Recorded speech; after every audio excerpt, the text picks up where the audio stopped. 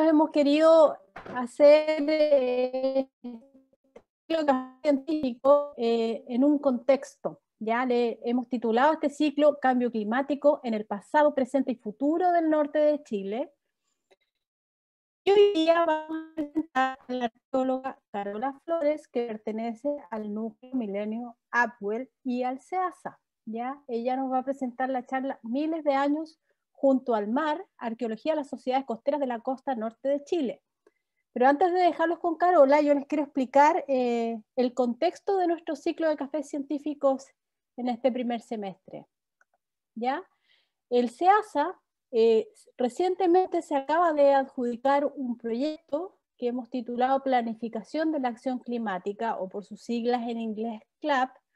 Es un proyecto, un financiamiento que proviene de la Agencia Nacional de Investigaciones y Desarrollo de la Subdirección de Centros de Excelencia de la ANID, o Agencia Nacional de Investigación y Desarrollo. Este proyecto tiene una duración de 5 años y se va a ejecutar en el centro norte de Chile. El objetivo es estudiar la sensibilidad al cambio climático y a la variabilidad climática de los diferentes componentes de la biosfera: atmósfera, hidrosfera, ecosistemas marinos y terrestres. La generación de esta información busca aportar a la planificación climática efectiva regional. Héctor, ¿estamos grabando? Sí, estamos grabando. Gracias. El núcleo Milenio Upwell, su urgencia costera, ambientes locales y efectos duraderos, es un centro de excelencia de la ANID, un núcleo milenio, ya que también recientemente nos adjudicamos. Es un centro interdisciplinario enfocado a estudiar las dinámicas a largo plazo e interconexiones entre procesos oceanográficos, atmosféricos, hidrológicos, ecológicos y sociales. ¿Ya? Este proyecto tiene una duración de 3 años, también se va a ejecutar en el centro norte de Chile y el objetivo es estudiar las relaciones coevolutivas entre los sistemas socioculturales y biofísicos que han integrado el sistema de la corriente de Humboldt de Chile durante los últimos 12.000 años. Sin más demora, los quiero dejar con Carola Flores para que ella pueda presentar su interesante temática hoy día en el contexto de estos nuevos proyectos que estamos ejecutando como Centro Científico CEASA. Carola, te dejo la palabra.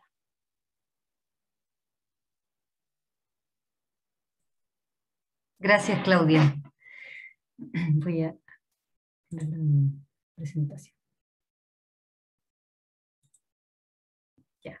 Bueno, buenas tardes a todos. Gracias por conectarse a esta segunda charla del Café Científico CEASA.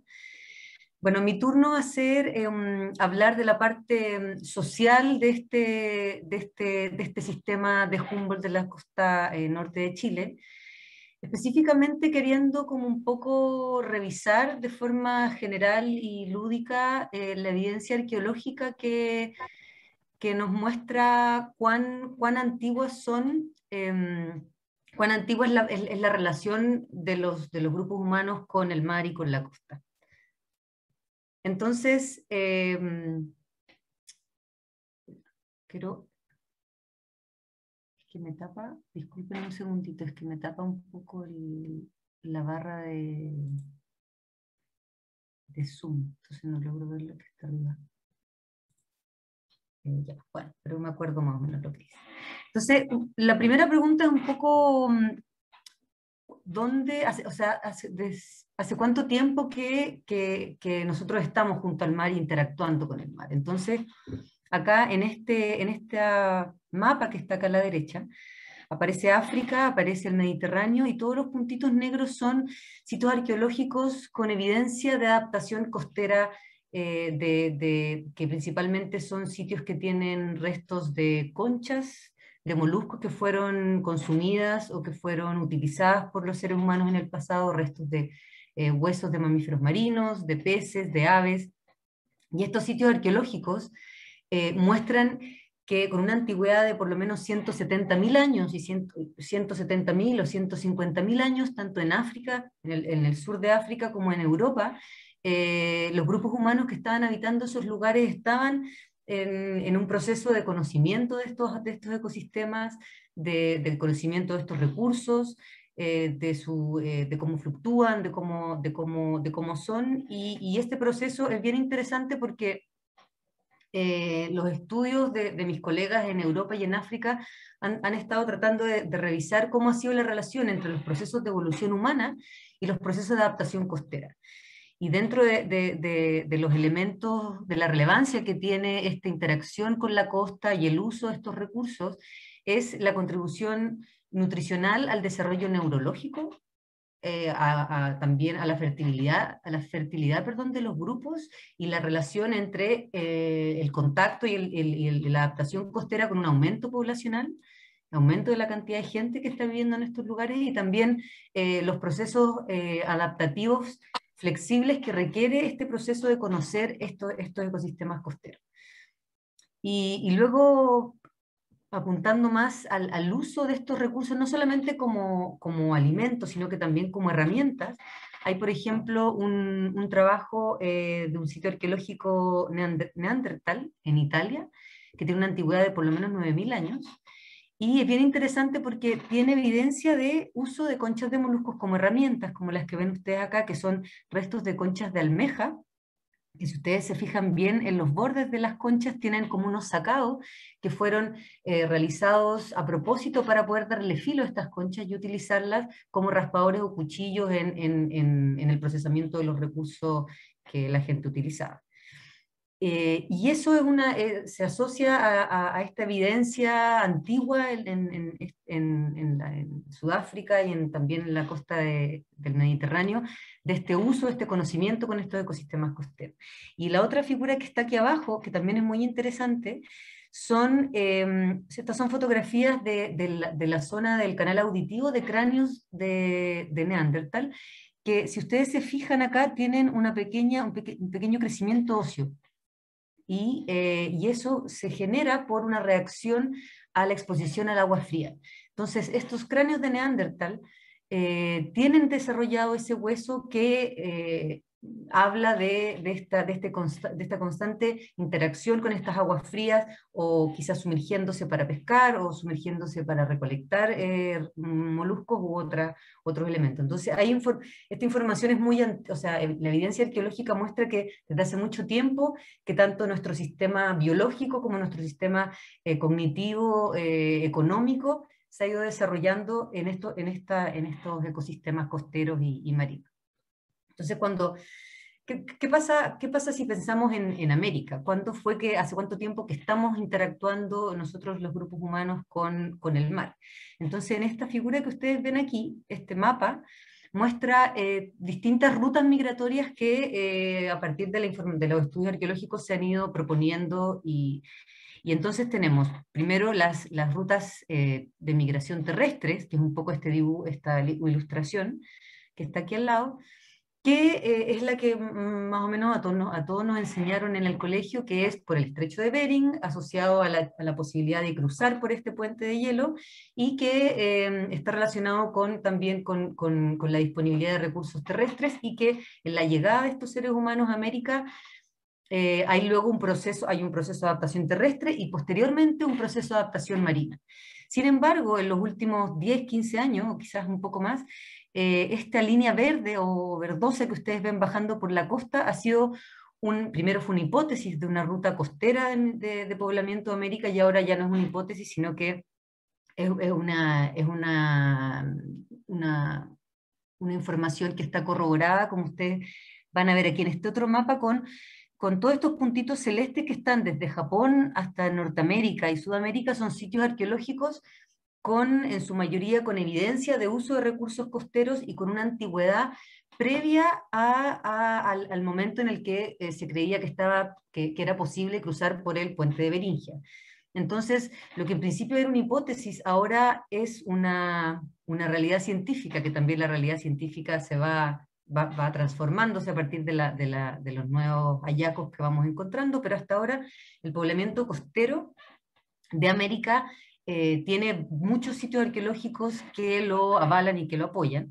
Y algo muy interesante también es este como nombre que le pone un colega llamado Erlandson al poblamiento costero asociado como una ruta de algas, o al Kelp Highway, que él lo denominó. Y que es una teoría muy interesante porque a lo largo del Pacífico están estos bosques, estos ecosistemas de bosques de algas muy productivos, muy productivos en términos de moluscos, de peces, de mamíferos, de algas, de recursos, tanto alimenticios como también materia prima, que permitió que grupos humanos se movieran a lo largo de la costa por varios miles de años, desde Japón hasta el sur de Chile. Y acá abajo, si nos fijamos, hay tres sitios de gran relevancia, tres sitios arqueológicos de gran relevancia, que el primero fue Monteverde, que con una fecha de 14.000 años de antigüedad fue uno de los primeros que empezó a cuestionar esta teoría inicial de que el poblamiento de América era solamente terrestre y que había un proceso de adaptación al continente terrestre, y que posteriormente fue la marina. Pero ahora vemos de que no, de que paralelamente hubieron procesos de poblamiento que implicaron conocer estos ecosistemas al mismo tiempo, y que la gente llegó a América ya con mucha América con mucha experiencia en cómo era vivir en estos lugares.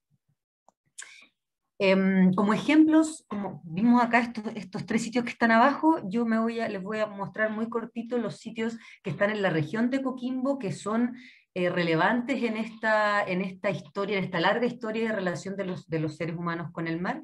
Y el primer sitio es el sitio Quebrada Santa Julia, que está en el sector de Los Vilos, y que tiene una antigüedad máxima de 13.000 años. Y acá en esta foto, en la foto del centro, es una fotografía reciente del sitio. Ustedes pueden ver acá el corte de erosión natural. Y acá a la izquierda pueden ver la excavación que se realizó y que luego se publicó en el 2007, donde acá abajito, esta línea negra, corresponde al estrato que tiene fechado de hace 13.000 años. Y acá a la derecha pueden ver una fotografía durante la excavación, donde cada uno de estos cototitos es una punta de proyectil o un desecho de manufactura de estos artefactos de piedra, o restos de huesos de caballo americano que fueron procesados y probablemente consumidos en este lugar. Y el otro sitio arqueológico también de mucha relevancia en esta perspectiva de largo plazo de los seres humanos y su relación con el mar y con la costa, es el sitio de Los Rieles, que también está en Los Vilos, en la región de Coquimbo, y que tiene el fechado más antiguo tiene 11.200 años. Y algo muy relevante, además de ser parte de un asentamiento costero muy temprano, tiene restos humanos que están fechados directamente con esta fecha. O sea, es el primer, de hecho es el resto humano más antiguo, fechado directamente más antiguo de Sudamérica. Y este personaje era un hombre entre 40 y 45 años, que lo que ven aquí ustedes en este dibujo del esqueleto, en negrito, son los huesos que se encontraron en el sitio arqueológico, que se preservaron hasta alrededor del 2010, no me acuerdo muy bien cuándo fue excavado el sitio, de este individuo, de una antigüedad de 11.200 años. Y algo muy interesante también, que enriquece esta idea de la relación humano-ecosistemas costeros muy, muy larga, es que le tomaron muestras de dientes para poder hacer un análisis de dieta, que es la figura que ven acá a la izquierda. Entonces hay unos análisis de composición isotópica, de compuestos químicos que hay en todos nosotros, en todos nuestros huesos, todo lo que nosotros ingerimos en nuestra dieta, toda nuestra alimentación queda registrada en nuestro cuerpo, en nuestros huesos, en nuestro pelo, en nuestras uñas. Si tomamos una muestra y la analizamos, vamos a poder saber qué fue lo que consumimos. Si vemos los dientes cuando éramos pequeños, niños, si vemos los huesos largos en nuestra adultez, y si analizamos el pelo, pueden ser incluso, no sé, los últimos tiempos de nuestra vida. Y los análisis que se hacen son para evaluar los valores de nitrógeno 15 que ustedes ven acá a la izquierda, y de carbono 13. Y acá en esta figura ustedes ven de que si los valores son más altos en nitrógeno 15 y y más altos también en carbono 13, son valores que están por acá arriba y que serían valores asociados a una dieta marina. Y este individuo, que está aquí en círculo azul, este individuo de hace 11.200 años presenta una señal de dieta marina.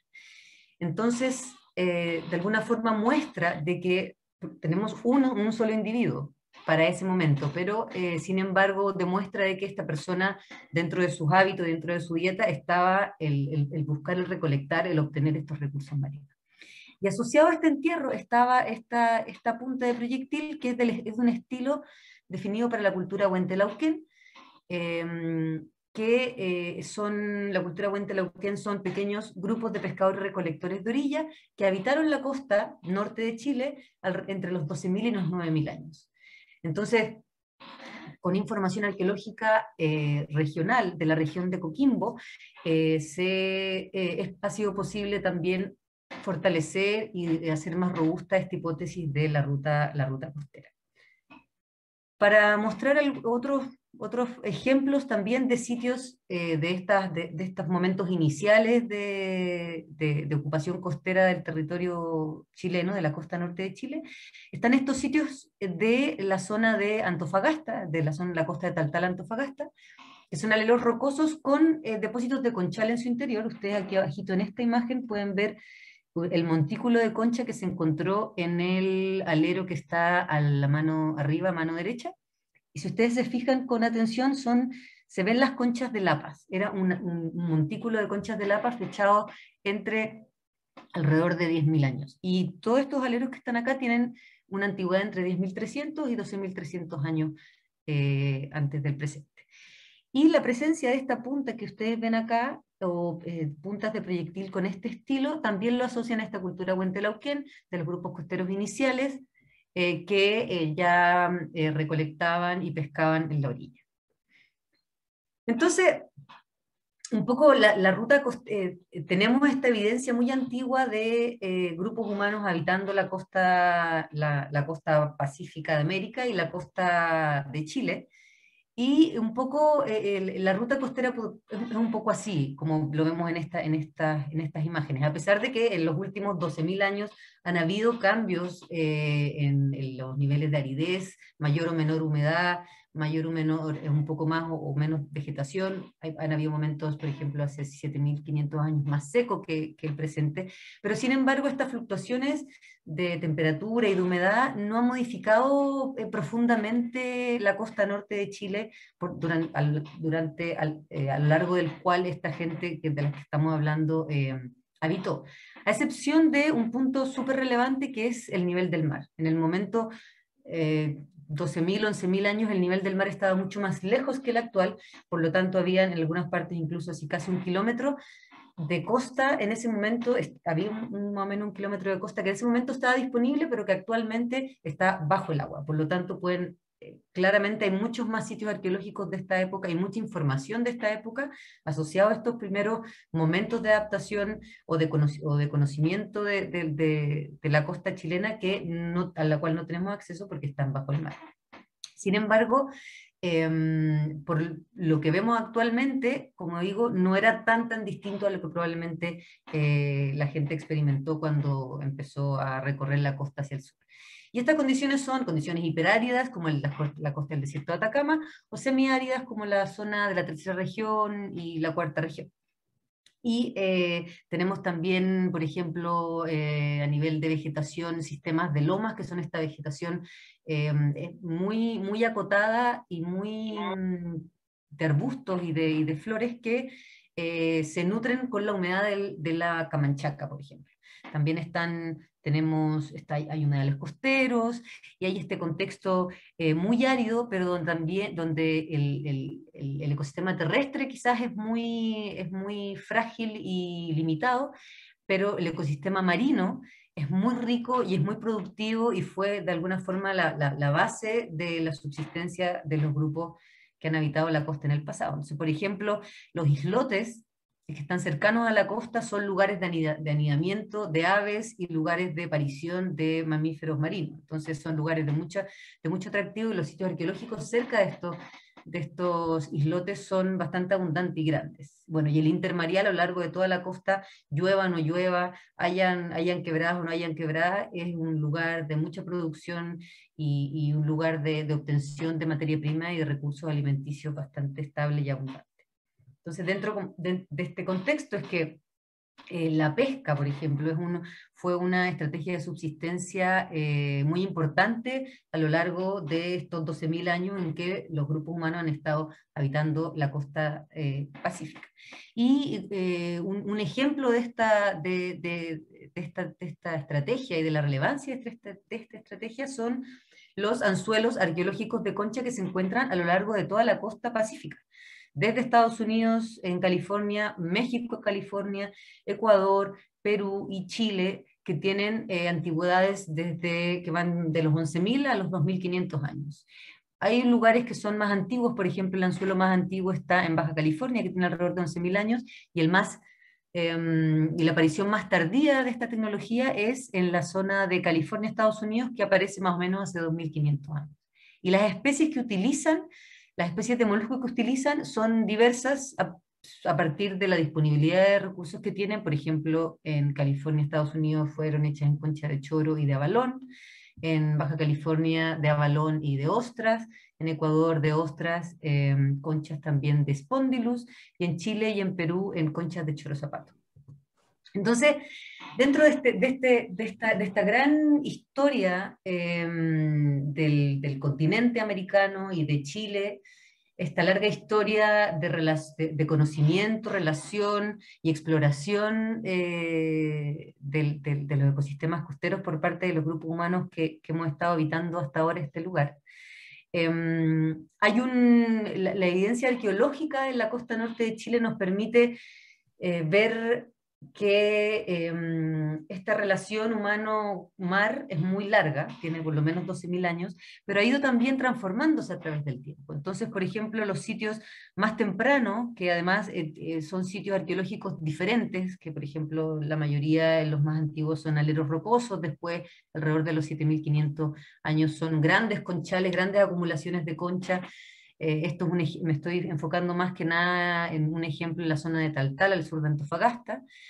Y hay un proceso en el cual al principio estos grupos tenían una economía costera, con recolección y pesca de orilla, con recolección de moluscos, con artefactos asociados a la obtención de recursos de orilla, pero luego alrededor de los 7.500 años hay como una revolución pescadora en la costa norte de Chile, donde se observa una intensificación en la pesca, se observa un aumento en la diversidad y en la abundancia de los peces que la gente está obteniendo, diversidad en las tecnologías, en los arpones que están usando para cazar, en los anzuelos de concha que están usando para pescar, evidencia indirecta de navegación, obtención de peces de mar afuera, y luego también en tiempos más tardíos en la utilización de, por ejemplo, conchas de moluscos para la fabricación de ornamentos. Entonces durante estos miles de años hay procesos que se van desarrollando por contextos ambientales, pero también contextos de desarrollo local, social, económico, incluso también demográfico. Entonces yo ahora a partir como de contarles lo largo que ha sido esta historia y un poco hacer un resumen, voy a ir mostrándole algunos ejemplos de cómo desde la arqueología está esta evidencia material de estos miles de años de habitar el mar que tenemos en nuestro ADN histórico como chilenos y chilenas. Entonces, bueno, tenemos evidencia o artefactos arqueológicos que nos hablan de la especialización tecnológica para la pesca. Y acá tenemos anzuelos de concha, acá se pueden ver los procesos, como las etapas previas a llegar al final del artefacto, anzuelos hechos en hueso, anzuelos hechos en espina de cactus, que no lo puse aquí en la imagen. Hay estas que están acá, son pesas para línea, que se hicieron en concha de choro zapato, en huesos de mamíferos marinos, en piedra también, acá no puse en piedra, pero también hay en piedra. Y estos artefactos aparecen en distintas partes, desde Arica hasta la zona de Los Vilos o Guanaqueros quizás, pero la zona de Coquimbo, en distintos momentos. Después también tenemos, ahí está, no, para atrás. Allá, sí, perdón. Entonces, dentro de este en el contexto de la tecnología especializada para la pesca, está algo que se denomina la cultura del anzuelo de concha, que son la presencia de estos anzuelos en concha de choro zapato, en sitios arqueológicos que se distribuyen desde Arica, que estos puntitos negros son distintos sitios arqueológicos que contienen esta tecnología, y que apareció hace 7.500 años y desapareció la tecnología en concha hace 4.500 años. Luego continuaron haciendo anzuelos en espinas de cactus, y luego cuando ya trabajaban el metal, así también las hicieron en metal. Y acá podemos ver algunas fotografías de los procesos previos a la manufactura. Hay toda una etapa de manufactura, un proceso de manufactura que se ve, se encuentra en los sitios arqueológicos. Luego, ¿qué tenemos desde la arqueología que nos habla de la especialización tecnológica en artefactos para la caza marina? Hay nuevamente en lo largo de la costa norte de Chile, hay evidencia de restos de arpón para la caza marina, y están hechos en huesos, en algunos casos están hechos en hueso de guanaco, en otros casos están hechos en hueso de mamífero marino. Acá tenemos también abajo desangradores, porque claro, cuando finalmente cazas el animal, tienes que desangrarlo, tienes que destazarlo, y tiene que ser todo de la forma correcta para poder lograr la utilización de todas las materias, todo lo que te entrega el animal, que es no solamente la carne, sino que también es el aceite, es el cuero, son los huesos que tú utilizas para artefactos. Entonces están... Y este artefacto, el arpón, también aparece desde Arica hasta, yo no sé si cuán al sur aparecen, pero porque igual la conservación va cambiando. En zonas más áridas, lo orgánico se conserva mejor que en zonas un poco más húmedas. Luego también hay algo muy interesante y muy, muy bonito, porque no todo es funcionalidad, no todo es yo hago este arpón para cazar porque si no me muero de hambre. Hay también toda una esfera artística, simbólica, que estuvo desde siempre. Pero muchas veces los procesos de conservación de los materiales no nos permiten ver todas las esferas sociales, simbólicas, que existían en los distintos momentos en los que la gente vivió en la costa, en este caso. Y por eso es que en el caso del arte rupestre que hay para la costa norte de Chile, yo estoy solamente enfocándome en uno quizás que es uno de los más espectaculares, pero hay otras manifestaciones como por ejemplo el arte rupestre tipo Las Lisas, que está en la costa de la tercera región, que es más grabado, pero también hay unos grabados muy bonitos de animales de fauna marina. Y en este caso, el arte rupestre tipo el médano, que está en la costa de Antofagasta, tanto en quebradas de muy difícil acceso, como en lugares, por ejemplo, como esta foto, en lugares de circulación para obtención de materias primas líticas para hacer puntas o artefactos líticos, que pueden ser cuchillos, raspadores, y el nivel de detalle que muestra la representación de las artes de pesca es muy fascinante, sin querer decir que solamente busca este arte representar lo que se hacía, porque el arte sabemos que es más que solamente representar lo que está pasando. Pero sin embargo ustedes pueden ver caza de ballenas, las redes, la pesca en línea, caza de tortuga marina, caza de albacora, y es bien impresionante la diversidad del registro pictórico. Después también está la evidencia arqueológica que muestra la especialización tecnológica en artefactos para la navegación. Entonces, por ejemplo, acá tenemos, bueno, la balsa de cuero de lobo, que esto es una réplica hecha por Roberto Álvarez de la caleta de Señoral de Aceituno. No se han encontrado evidencias directas de esta embarcación, a excepción de los huesos de ave para inflar, que a veces son muy difíciles de identificar, de poder estar seguro de que efectivamente ese fragmento de hueso de ave fue utilizado para inflar la embarcación.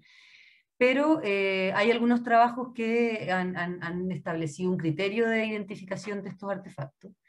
Y después también en tiempos más recientes o más tardíos, están también estas miniaturas que se encuentran en contextos funerarios de embarcaciones, de balsas de madera que son de la zona de Arica.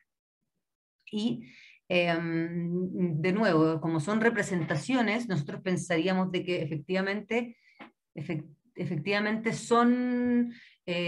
fueron un poco la representación de las embarcaciones que utilizaron, pero tampoco es algo que nosotros podamos estar seguros porque no hemos encontrado la embarcación en tamaño real. Pero sin embargo, está el registro arqueológico, muestra este desarrollo tecnológico asociado a la navegación y a la exploración de hábitats más lejanos o hábitats diferentes, ecosistemas diferentes a lo largo del tiempo.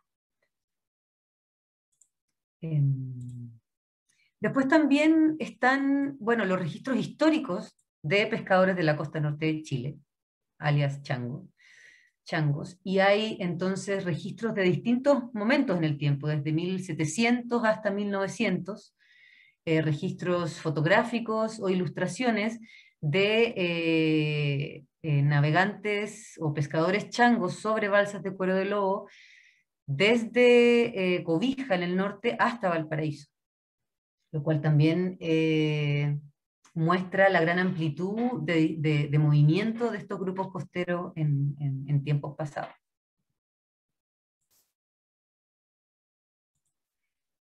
Bueno, en realidad en esta pasada por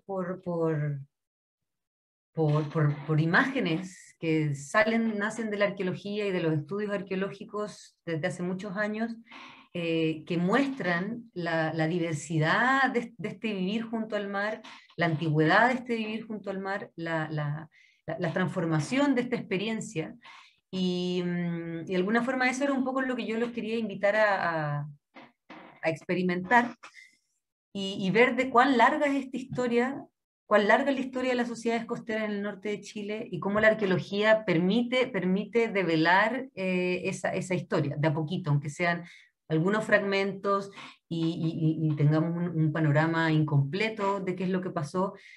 A pesar de eso, hay un montón de información que muestra cómo ha sido el desarrollo y la vida en el mar, la complejización que implicó, la sofisticación del conocimiento que implicó para los distintos integrantes de estos grupos, hombres, mujeres, niños, y la información arqueológica entrega luces sobre la dieta de estos grupos, sobre la tecnología desarrollada, sobre los hábitos que la gente desarrolló, y sobre los saberes también que existieron y que también se conectan con el presente. Acá esta imagen que les muestro es de un mosaico muy bonito que está en la caleta de pescadores en Caldera, donde hace como una pequeña revisión histórica de las distintas artes de pesca, incluyendo el chango arriba de la balsa de cuero de lobo.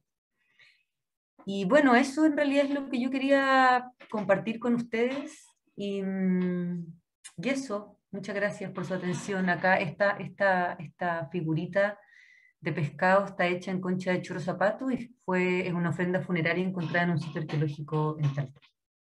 Eso, muchas gracias. Muchas gracias, Carola, por la excelente presentación. Doy la palabra, no sé si alguien quiere levantar la mano para hacer alguna pregunta.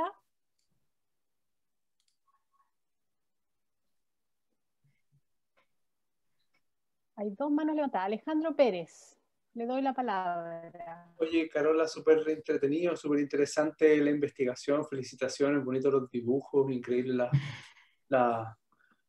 todo lo que has recolectado, ¿cierto? Yo creo que debe ser muy difícil porque como también los registros fósiles nos dan cuenta de cómo actuaban, entonces ahí tienes que hacer mucho de investigación y relacionar a funciones, como decías tú, funciones de cada artefacto que estas personas encontraban y que realizaban. Y ahí te quería preguntar si tú sabes, no sé, ahora yo hice una investigación un poco relacionada a los peces, ¿cierto? Y a la caza, a la captura, y cómo ha cambiado en el tiempo, ¿cierto?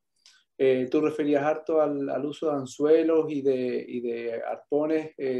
Hay evidencia, me imagino que debe ser mucho más difícil de encontrar porque se pierde tal vez el registro de uso de redes o de algunos otros artefactos, no sé, de conocer un poco cómo estos pueblos originarios, ¿cierto?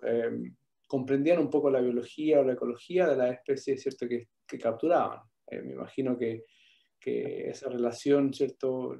Debe ser muy difícil de retratarla porque ninguno de nosotros estaba ahí para documentarla, pero no sé qué puedes decir a partir de los artefactos que has encontrado, o de estos mismos isótopos, no sé, hay una tesis de Biarritz, no sé, de un peruano, de Perú, que ha trabajado bastante hay unas tesis que ha descubierto, por ejemplo, que hay muchos peces que se utilizaban y los vendían para usarlos por los incas, ¿no? Y algo que contrasta un poco toda la alimentación que se pensaba que tenían, ¿cierto? Que era basada básicamente en granos, y ahora hay bastante evidencia del uso de productos marinos. No sé qué más. Me interesaría mucho saber cómo ha cambiado, por ejemplo, el uso, ¿cierto?, de los recursos por parte de los changos hasta ahora. Sí, bueno, la presentación fue un poco una recopilación muy general de un montón de investigaciones que se han hecho, no por mí, hay algunas cositas que he hecho yo, pero colegas que han estado trabajando en los arpones mucho tiempo, en el uso de recursos de moluscos, de peces por separado. Y claro, uno de las tantos desafíos es que, por ejemplo, con respecto a los anzuelos aparecen o en contextos funerarios, como ofrenda, o en contextos de basural. Entonces, muy pocas veces, o sea, en realidad es imposible saber efectivamente para qué pez se utilizó ese anzuelo, porque está ya descartado en la basura junto con otros restos de peces que también fueron tirados en la basura. Entonces, como que el vínculo directo de cuál tecnología se ocupaba para qué o qué práctica, es súper complejo hacer la relación más allá de asociar como a momentos en el tiempo. O sea, uno igual puede ver cambios a través del tiempo en cientos de años, de que sitios arqueológicos que tienen una antigüedad de, no sé, 7.000 años versus los que tienen antigüedad de 5.000, el contexto arqueológico cambia y si ahí uno puede hacer las comparaciones y bueno, para cada tecnología hay una historia gigante, porque el proceso, por ejemplo, de la caza marina y cómo eso puede estar asociado a la fabricación de las balsas de cuero de lobo y cómo la producción de esos artefactos de repente transforma la actividad de caza a más lobos o menos lobos, o dejar de cazar una cosa y empezar a cazar otra porque necesitamos hacer las balsas, por ejemplo. Entonces también el cambio en el uso de los recursos, a veces, en que uno lo ve en el sitio arqueológico, te puede estar reflejando fluctuaciones como en la disponibilidad natural, y otras veces te puede estar reflejando una necesidad económica, social del grupo en ese momento. Y ahí la reconstrucción paleoceanográfica o paleoecológica es súper relevante para poder como ir separando. Y los isótopos para dieta de los seres humanos, eso es fantástico, porque de alguna forma ahí tú puedes claramente ver lo que se comieron, y eso y fue alimentación, y fue el uso de recursos para alimentación, y es como un canal súper fantástico, de hecho, por eso se utiliza mucho. Pero bueno, podemos estar hablando aquí hasta mañana al respecto. Bueno, muchas gracias y gracias por la invitación. Gracias a ti, Ale. Carola, Carlos Olavarría, nuestro director, tiene una pregunta. Hola, Carola. Oye, primero, gracias. Está súper entretenida tu presentación y me imagino que como todos estamos llenos de preguntas. ¿Sabes qué me llamó la atención? Un elemento que mencionaste, y es esta cultura Huentelauquén, que nunca la había escuchado.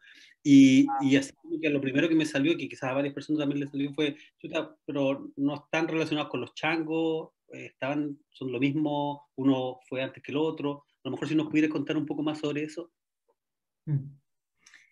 Bueno, los changos son una definición súper genérica que se estableció en un momento por gente externa, que eran españoles o europeos, y que se le llamó a toda la gente que estaba en la costa norte de Chile. Pero sin embargo, si uno va hacia atrás, y va hasta los 12.000 años para atrás, que sería lo Huentelauquén, y después uno va acercándose en el tiempo. Incluso cuando uno mira actualmente los pescadores de la costa norte, claro, son todos pescadores de la costa norte, pero hay una diversidad de formas de pescar que a veces los agrupa identitariamente o los diferencia. Y lo Huentelauquén es algo, claro, es una cultura que se define a partir de ciertos elementos que nosotros encontramos que son similares, como las puntas de proyectil, mira, no puse eso, hay unos litos, hay unas piedras que tienen como formas geométricas, que también son litos que aparecen en estos sitios Huentelauquén, que son muy parecidos. Entonces uno toma elementos similares de cierta tecnología y los define como una cultura, pero nosotros también hacemos cosas. Podemos hacer cosas tecnológicas similares, pero tener un montón de otras cosas diferentes que nos diferencian como cultura. Entonces, lo Huentelauquén no necesariamente es o no es chango, porque fueron hace 12.000 años. Y luego, por ejemplo, también si uno ve otras manifestaciones posteriores, está, por ejemplo, lo chinchorro, la cultura chinchorro con las momias como ícono. Y eso también es algo que sucede en la costa norte de Chile, pero en ciertos lugares y durante cierto momento. Y mientras estaba la cultura chinchorro, que en Arica también es como el ancestro de los changos en Arica, en otras partes en ese momento no estaba la cultura, no estaba esa práctica. Entonces, no es tan fácil decir qué venía antes, qué venía después, y si lo Huentelauquén es chango o si lo chinchorro es chango. El proceso de identificación o reidentificación actual changa es súper válida y es súper importante, pero es independiente del ancestro de hace 12.000 años que habitó la costa. Obviamente son ancestros de los changos actuales, porque son pescadores, pero no sé cómo es la línea de vinculación. Súper, gracias. Me imagino que no hay análisis de ADN ni cosas así que se pudiera... Hay un trabajo relativamente reciente, pero también, claro, las agrupaciones son súper amplias igual. No. Pero ahora no tengo el dato específico, pero lo voy a mandar para que lo chulen. Ya, súper, gracias. Gracias por la charla. Gracias a ti, Carlos. Carola, tenemos otra pregunta. Guido Castillo quiere hacerte una consulta. Por favor. Hola, Guido. Hola, ¿qué tal? ¿Cómo están? Gracias por la invitación. Muy bueno todo esto, se aprende bastante. Quiero hacer una consulta con respecto a la parte de migración. ¿Cómo interpretar, digamos, la diferencia de las dataciones de sitios arqueológicos encontrados desde el punto de vista de lo que es la migración por el estrecho de Beringia o el puente de Beringia? Donde, por ejemplo, si nosotros miramos y comparamos desde Monteverde hacia el norte hasta el sistema Clovis, las edades de antigüedad de estos sitios arqueológicos, y nos damos cuenta que hay no una continuidad en el tiempo, digamos, lo que es el tiempo de estas culturas. Entonces, se entiende claramente que encontrar sitios arqueológicos tan antiguos y que representen, digamos, lo que es una cultura como tal, en el fondo, la consulta está derivada, seguramente se van a encontrar más sitios arqueológicos, porque se supone que si es por el estrecho de Beringia, la invasión o la llegada del Homo sapiens o del género Homo aquí a América, los sitios arqueológicos más antiguos deberían estar en el norte, Alaska, Canadá, Estados Unidos, qué sé yo, y así sucesivamente. Pero llegamos, por ejemplo, a Monteverde, acá en Chile, y tenemos una datación de 14.500 años de antigüedad, que incluso, por ejemplo, con el sistema Clovis está en los 11.000, 9.000 años con la última datación que se hizo en la revisión de la antigüedad de ese sitio. ¿Cómo explicamos ese fenómeno, digamos, desde el punto de vista de lo que es la investigación, de lo que es el punto de vista arqueológico, con respecto a la continuidad cronológica de la llegada del hombre hasta la parte más al sur de Sudamérica? Esa es mi consulta. Bueno, como tú bien dices, el conocimiento científico se va construyendo todo el tiempo. O sea, lo que sabemos ahora, mañana puede que sea súper diferente, que aparezca un sitio distinto, un sitio más antiguo, un sitio con algo que nunca nadie había visto.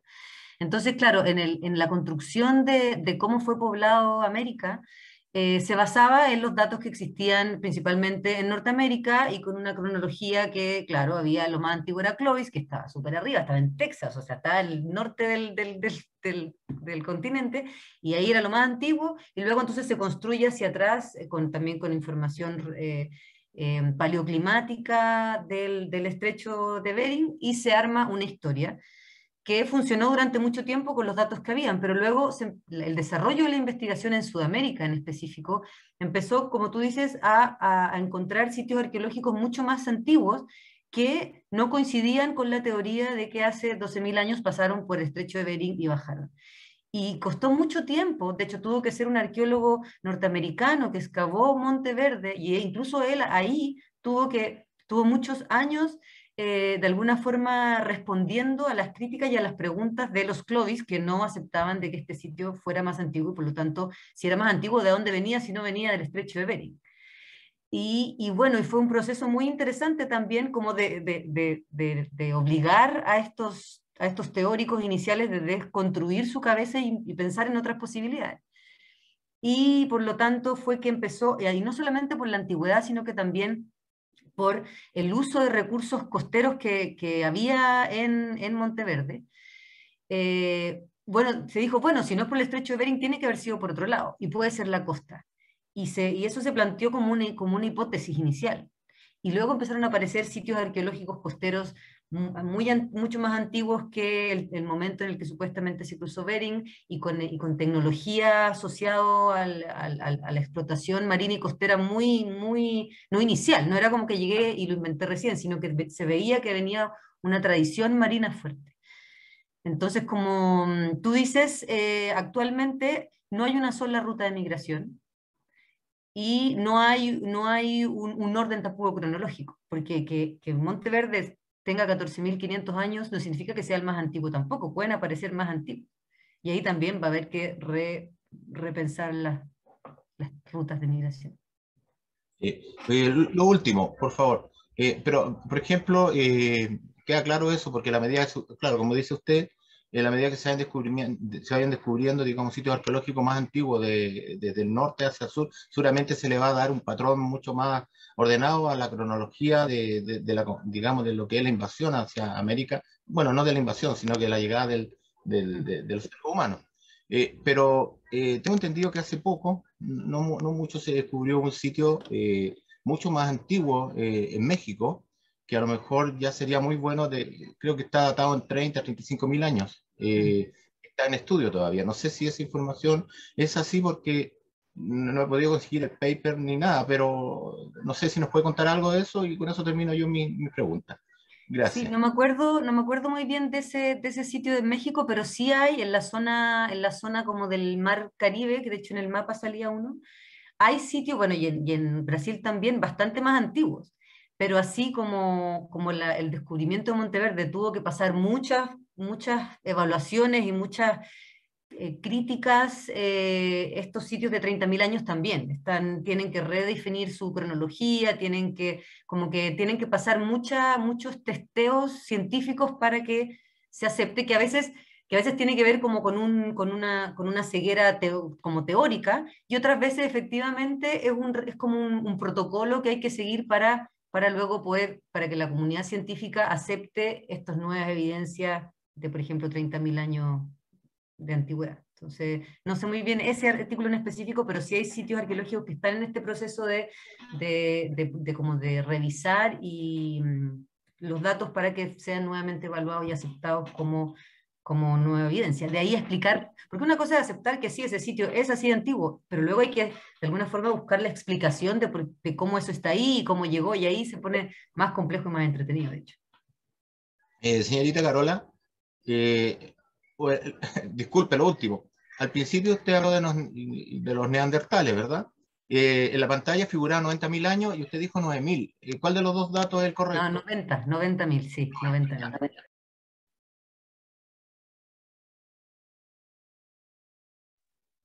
Gracias, don Guido. Ahora le quiero dar la palabra a Mauricio Varela y luego a Alejandra Farías, por favor. Muy buenas noches a todos. Yo llegué acá por Jocelyn Nostroza de Guanaqueros, que se topó conmigo en el Facebook por todas las fotos antiguas que yo tenía de guanaqueros. Y voy a hacer un comentario más bien sensible y sensitivo frente a esto. Yo soy buceador, soy cazador submarino, mantengo la herencia de los camanchacos, no le voy a decir chango, porque los españoles le decían, creo que le decían chango porque la palabra chango significa mono, por si acá, es la traducción en la actualidad. No sé cómo sería en el siglo XVI. Pero yo llegué a Guanaqueros en el año 68, por primera vez de vacaciones, y nos quedamos hasta hace no mucho de vacaciones, y fui por primera vez a los conchales que van hacia el lado de la Puntilla. Y encontré, cuando era muy chico, encontramos una cantidad de puntas de flecha, y encontramos estos famosos anzuelos de conchas de choro. Tengo un amigo que aún tiene esos anzuelos de concha de choro, y nosotros torpemente los vendimos al pequeño, a Federico Schaeffer. Empezamos a vender estas cosas porque no teníamos esa conciencia de resguardar este tesoro maravilloso que había ahí, en los conchales. Y hemos ido viendo cómo este tesoro maravilloso se ha ido deteriorando, porque había dos conchales enormes, con una cantidad de material increíble, y hay entierros ahí, y ha habido una pérdida cultural enorme, porque la modernidad hace que nosotros rompamos con todo eso. Entonces es como triste. Yo he recorrido prácticamente toda la costa norte, desde Chinchorro hasta Valparaíso, y la conozco bien. Y ahora, cada vez que uno va a un conchal o encuentra estos restos de las personas que estuvieron ahí, es maravilloso poder enfrentarse a esto. Por ejemplo, cuando estás en Taltal, al sur de Taltal, ¿no es cierto?, en Paposo, en todos los conchales que uno ve por ahí, en Sifuncho, que hay otro conchal bastante impresionante, y las cuevas donde vivió esta gente, y uno se pregunta cómo lo hicieron, porque tiene que haber cambiado mucho el clima, porque debe haber habido humedales con agua. Uno se pregunta cómo lo hicieron, por la escasez de agua, la escasez hídrica. Y los restos empiezan a denotar la tecnología que ellos tenían y cómo pudieron sobrevivir. Yo realmente siento, desde mi punto de vista, que estamos destruyendo un material histórico, estamos destruyendo un libro. Esa es la sensación que tengo. Cada vez que nosotros intervenimos en estos lugares, estamos rompiendo un libro, que lo estamos mal interviniendo, que no quede con la intervención. Eso sería, es un momento sensible para mí en todo caso. Gracias. Sí, gracias Mauricio por tu comentario. Bueno, sí, pues el proceso también de los seres humanos en sus propios lugares es un poco destructivo, y incluso en los sitios arqueológicos uno ve cómo va una ocupación sobre la otra, ocupando los espacios, a veces también destruyéndola. Pero también hay harto esfuerzo y iniciativa, y de hecho en Guanaquero, a través de Jocelyn, hemos estado haciendo algunas actividades y acciones como miguitas que van sumando para que la comunidad se sienta vinculada con el patrimonio arqueológico que hay, lo proteja, y eso hemos ido avanzando de a poquito con Jocelyn, y es algo que, bueno, obviamente uno siempre está contra el tiempo, pero hemos ido a visitar los conchales que, no sé si los que tú mencionas exactamente, pero los que están hacia ese lugar, los hemos registrado, hicimos un informe, lo entregamos a la comunidad. De a poquito uno va tratando de proteger lo que queda de la historia de la ocupación humana en Chile. Pero sí, tienes razón, pero ahí estamos dentro de lo que se puede trabajando para que la misma gente lo cuide finalmente. Gracias Carola, gracias Mauricio por el comentario. Alejandra Farías quería hacer un comentario. Hola, buenas noches. No puedo prender la cámara porque está mala, pero quiero felicitar a Carola por lo que nos cuenta, lo que nos trae, y hacerle una pregunta que escapa un poco de lo material concreto y va más hacia lo simbólico subjetivo. Y es que asociaciones puedes tú hacer con respecto a el mar, desde lo simbólico, desde la espiritualidad que se pueda reconstituir. Yo sé que es muy difícil, pero que ustedes hayan podido ir elaborando.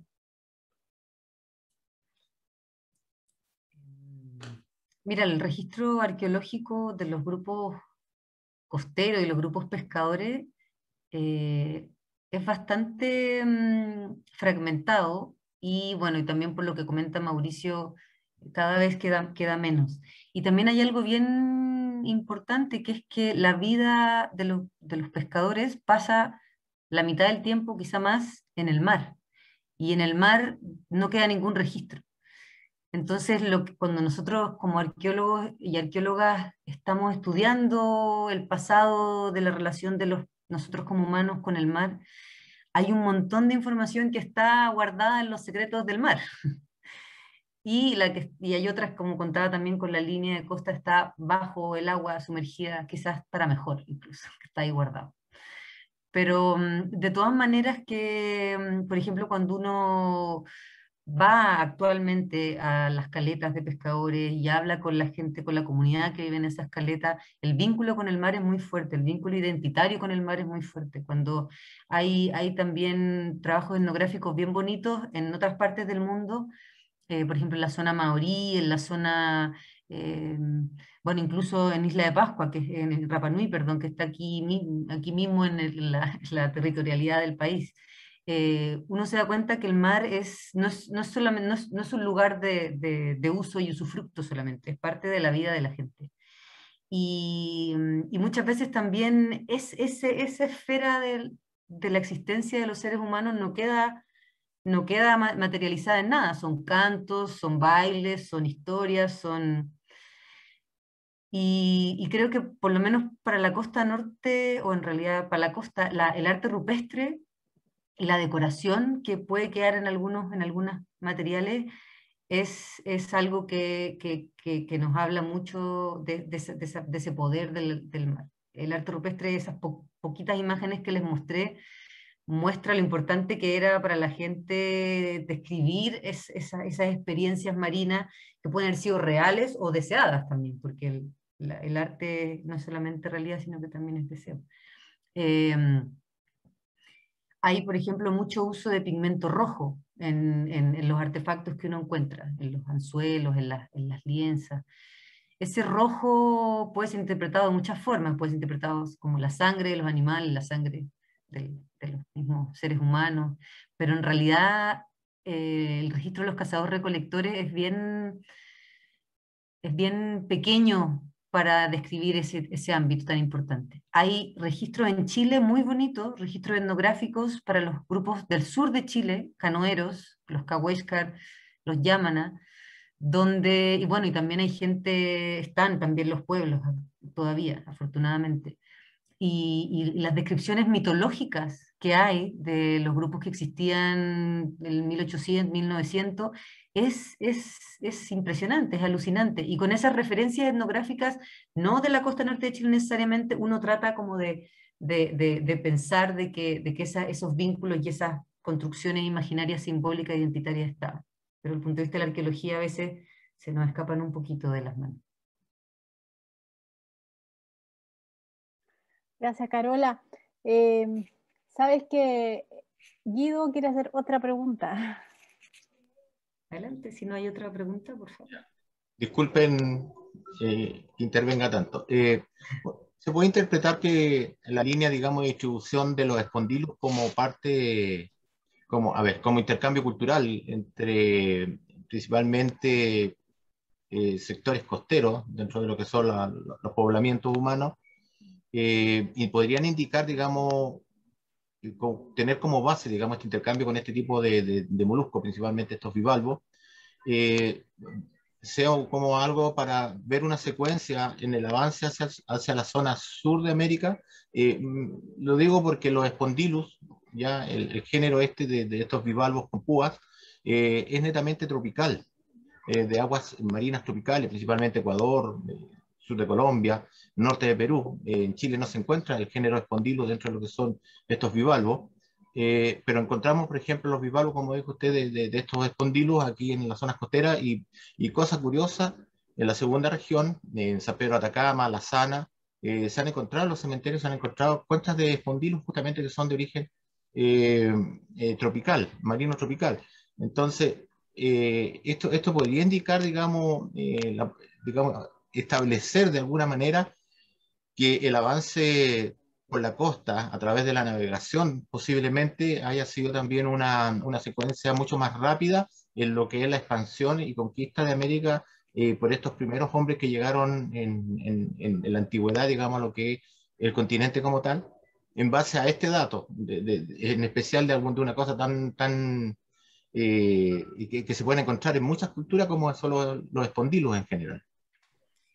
Sí, bueno, esa especie de bivalvo que como tú bien dices es tropical, aparece en los registros arqueológicos asociado a momentos más bien tardío en esta historia larga que yo te he contado de 12.000 años, y asociado al movimiento de recursos, no solamente incaico, pero durante el periodo incaico, donde está este imperio que mueve recursos y gente hacia todos lados.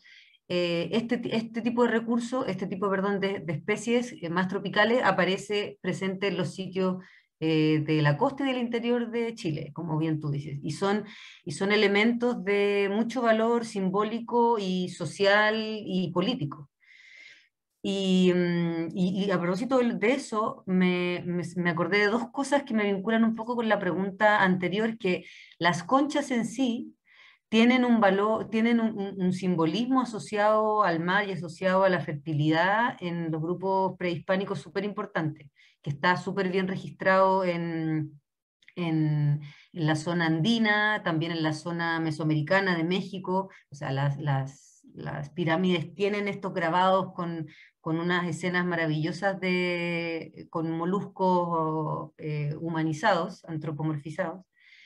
Y en los sitios de conchal, que está por toda la costa del mundo en realidad, tienen guardado en estos montículos de concha estos secretos y vínculos simbólicos a través de las conchas, que es algo que también nos cuesta un poco mirar.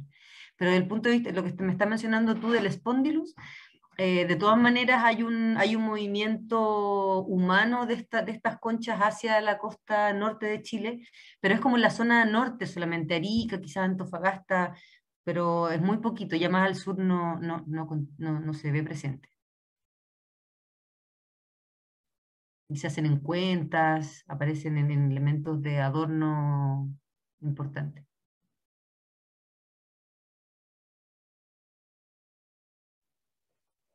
Muchas gracias, Carola, por todas tus respuestas. Muchas gracias a todos los que hicieron preguntas, a todos y todas. No sé si alguien más quisiera dar una pregunta, si quisiera hacer alguna pregunta, si no vamos a ir cerrando este café científico, pero antes un par de anuncios. Así que no sé si alguien quiere hacer una pregunta antes de los anuncios.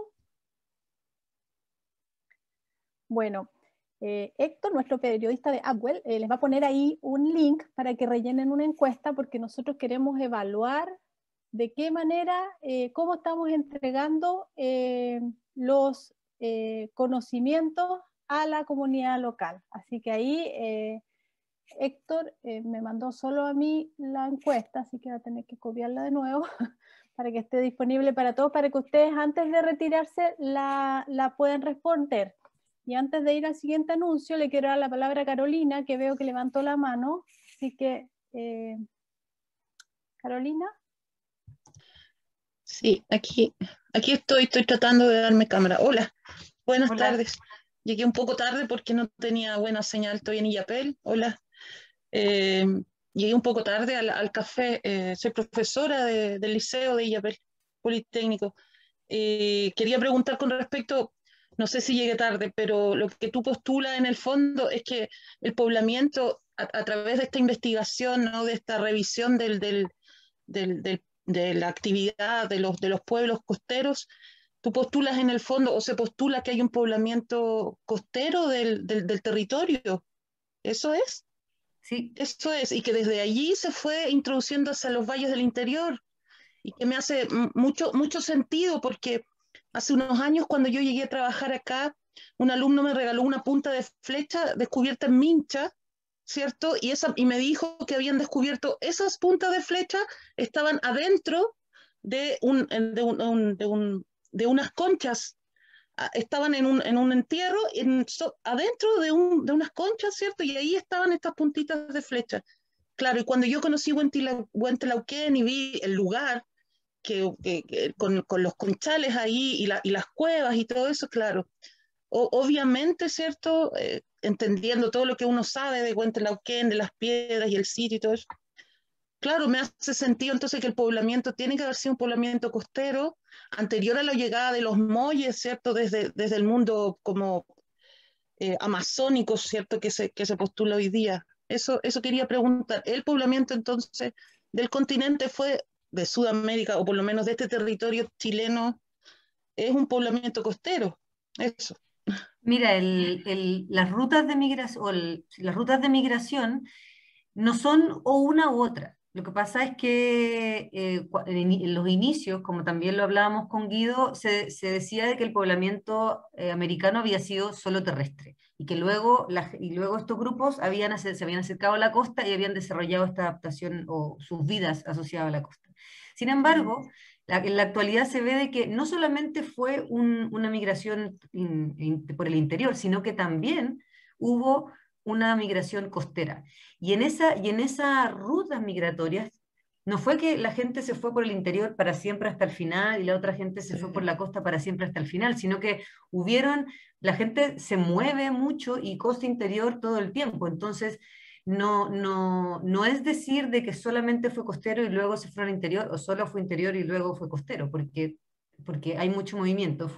Hubieron varias rutas y en realidad es muy complejo el movimiento como para poder decir primero fue así, después fue así, y en los periodos iniciales donde había menos gente, quizás, bueno, es más difícil a veces incluso encontrar los sitios porque hay menos sitios, pero puede ser más fácil hacer los vínculos. Pero ya, por ejemplo, en el periodo Molle, que son hace pocos miles de años, ahí ya el movimiento en los últimos, entre los 12.000, que están los sitios arqueológicos en los vilos que tienen 12.000 y los 1.000, ahí pasó de todo. Entraron, salieron, fueron, volvieron, la costa interior, o sea, entonces no es como que fue solo una. Lo que sí es importante, que un poco apuntaba yo al inicio, es que en un inicio la ruta migratoria costera era una hipótesis y ahora es una realidad, pero que no es exclusiva de la ruta migratoria del interior.